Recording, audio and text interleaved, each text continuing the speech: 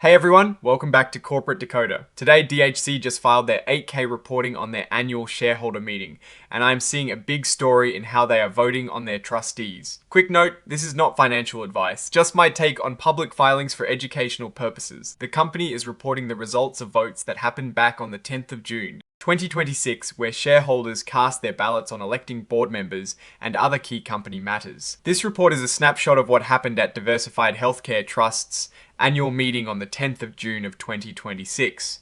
Think of it as the company letting everyone know what their shareholders decided. The main event here is all about how the shareholders voted. They had to decide on electing 7 trustees, who are basically the people in charge of guiding the company. The vote covers the term until the next annual meeting in 2027. Let's dive into the votes for these potential trustees.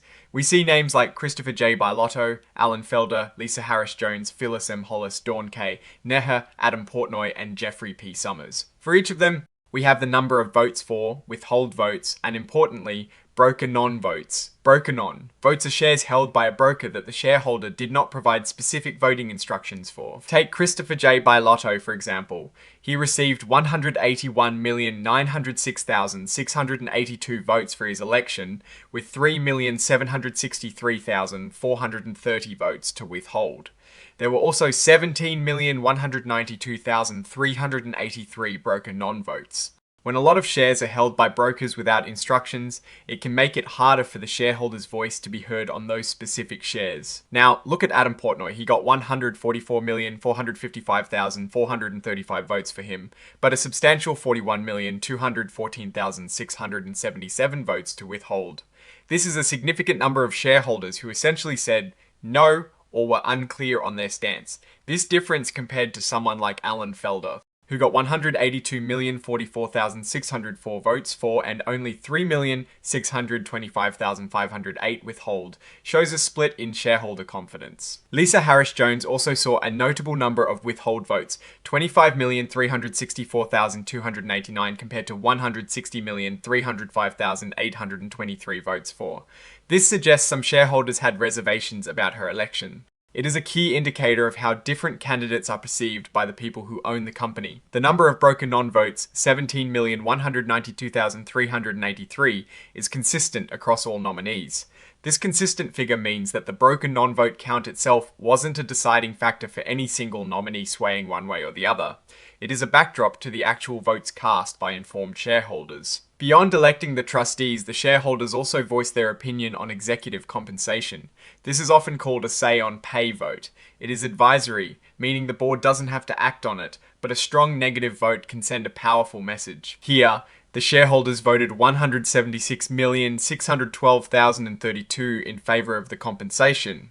That sounds like a lot, but it is important to look at the against and abstain numbers too. There were 8,812,215 votes against the executive pay. While not the majority, it is a considerable number of shareholders expressing dissatisfaction. When you consider the 245,865 abstentions, it shows a significant chunk of the ownership was not fully comfortable with the compensation packages. Finally, the shareholders approved the appointment of Deloitte and Touch LLP as the company's independent auditors for the 2026 fiscal year. This is a standard procedure to ensure the company's financial statements are reviewed by an outside firm. The vote for this was overwhelmingly positive, with 202,537,283 votes in favour. This indicates strong confidence in the company's auditor.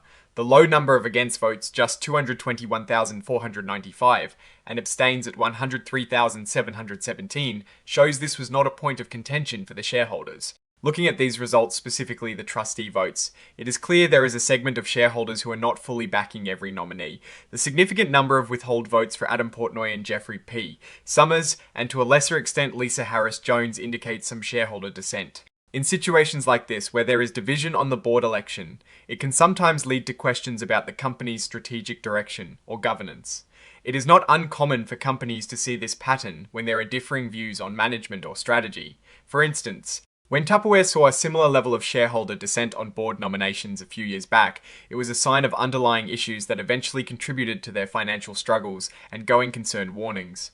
While this is not a direct prediction, it highlights that shareholder confidence is a critical factor. What I am actually looking for is how the board responds to this feedback. Will they address the concerns raised by those withhold votes, or will they continue on their current path?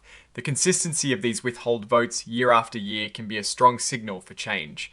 Oh, and the research tools I actually use are linked in the description. They help keep this channel going. That is my take. Stay decoded, like, comment, and subscribe if this was helpful. See you in the Discord.